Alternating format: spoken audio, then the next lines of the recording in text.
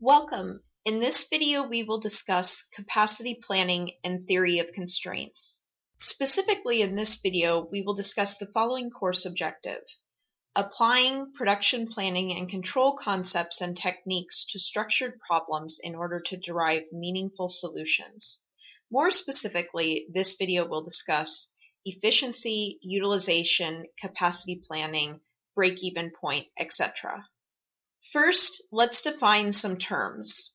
Capacity is the maximum output rate of a production or service facility, whereas capacity planning is the process of establishing the output rate that is needed at a particular facility.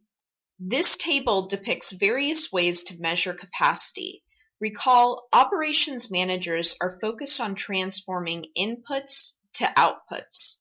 Capacity measurements can also be transformed from input measures to output measures of capacity. Looking at a manufacturing organization, for example, a car manufacturer, a common example of an input measure of capacity is labor hours or labor resources. An output measure of capacity would be something like cars per shift. With a retailer store, a good example of an input measure of capacity would be actual floor space in the facility, whereas an output measure of capacity would be revenue per square foot. Finally, looking at a service organization like a hospital, for example, an input measure could be available beds, and an output measure would be patients serviced per month. Now that you have a sense of what capacity measurement can be in terms of both input and output examples, let's discuss the classes of capacity measurement. Specifically, we have two classes: design or theoretical capacity and effective capacity. Design or theoretical capacity is the input or output capacity of organizations under ideal circumstances or conditions. For example, if an organization has all of their workers working at maximum efficiency. Effective capacity is the input or output capacity under regular circumstances. For example, normal staffing effort, working during normal time periods. In capacity analysis, it's important for organizations to understand both their utilization and efficiency. Utilization is the percentage of design capacity actually achieved, versus efficiency, which is the percentage of effective capacity actually achieved.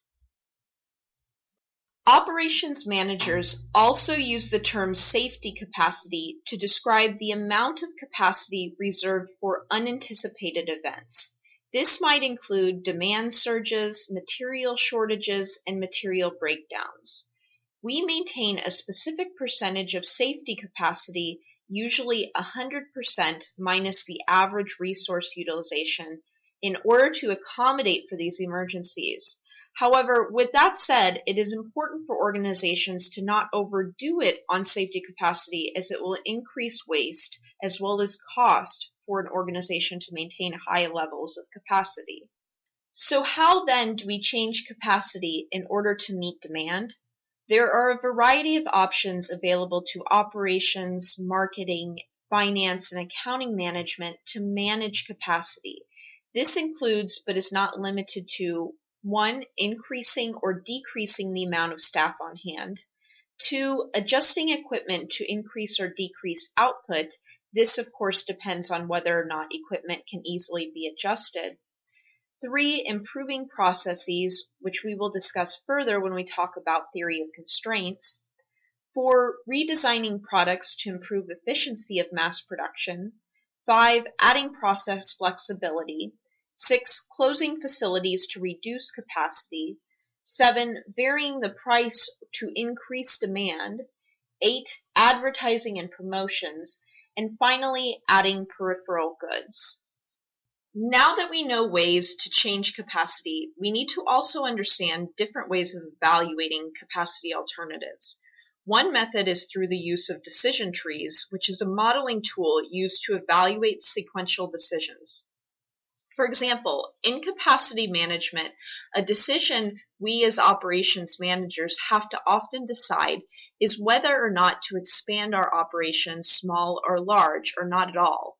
In order to decide, we would go through the process of creating a decision tree, such as what's pictured here, and calculating the expected profit of expanding small, large, or not at all, and choosing the decision with the largest expected profit, as seen here. Usually in startup organizations, the best capacity planning strategy is maintain an output that results in the lowest average unit cost. This will help you achieve a fast break-even time period. Break-even analysis is the process of finding a break-even quantity point. Break-even analysis is a powerful management tool and one that is critical in capacity planning, decision-making, and expense control. Break-even analysis can be invaluable in determining whether to buy or lease, expand into a new area, build a new plant, and many other such considerations. It can also show the impact of your business of changing your price structure. As the price goes down and so your gross margin goes down, break-even shoots up, usually very rapidly. Break-even analysis will not force a decision, of course, but it will provide you with additional insights into the effects of an important decision making that you have to do in order to maximize your bottom line. The break-even point is the quantity of goods sold where total revenue equals total cost. One of the methods for managing capacity is improving processes. The theory of constraints was coined by Eli Goldratt, who wrote about it in the book called The Goal. For anyone interested in operations or supply chain management, I highly recommend you read this book. It reads like a novel and contains vital information about improving processes in your organizations. The theory of constraints suggests that every organization has specific processes made up of sequential activities. All processes have one constraining activity, which is referred to as the bottleneck. The thing to keep in mind is that your process is only as good or as fast as your bottleneck. If you don't manage it, it will manage you. Here is an example of a process at Subway. Again, another service operation.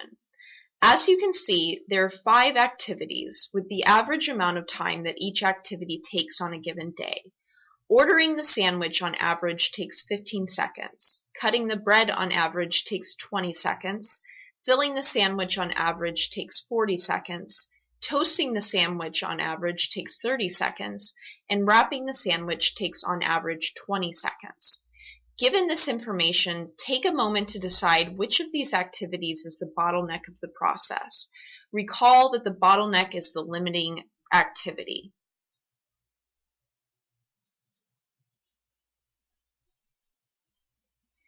If you answered the fill station, you are correct.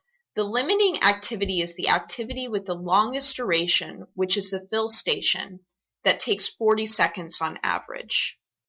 One of the ways we can manage this is through capacity planning. By adding a parallel process or a process or activity that occurs at the same time as a duplicate activity, we can increase our output at that particular station. So instead of filling one sandwich every 40 seconds on average, we produce 2 sandwiches. Thus, our average time for filling a unit is reduced by half, filling a sandwich every 20 seconds instead of 40. So now, instead of the fill station being the bottleneck, our new bottleneck is the toast station at 30 seconds. The theory of constraints focuses improvement efforts where they will have the greatest immediate impact on the bottom line. There is overall a 5-step process that the theory of constraints outlines for recognizing and managing limitations. The first step is to identify the constraint by mapping out your organization's process. We did this by mapping out the activities involved in preparing a Subway sandwich. It is then important to develop a plan for overcoming that constraint, whether it be adding a parallel process or some other method for managing capacity. If available, you need to focus various resources, whether they be financial or labor, on overcoming the impediments caused by the constraint. You can then offload work or expand capability wherever necessary. Finally, according to the tenets of continuous improvement, you need to identify the new constraint in your process and continue the steps of recovering from those constraints. For example, in the subway, after adding a parallel process to the filling activity, which took 40 seconds, we then found a new constraint was toasting at 30 seconds. We would then go through the process of developing a plan to overcome this constraint and continue the process for the duration of our organization's existence. Congratulations, you have finished this video. Continue on in the lesson to learn more about capacity planning and theory of constraints.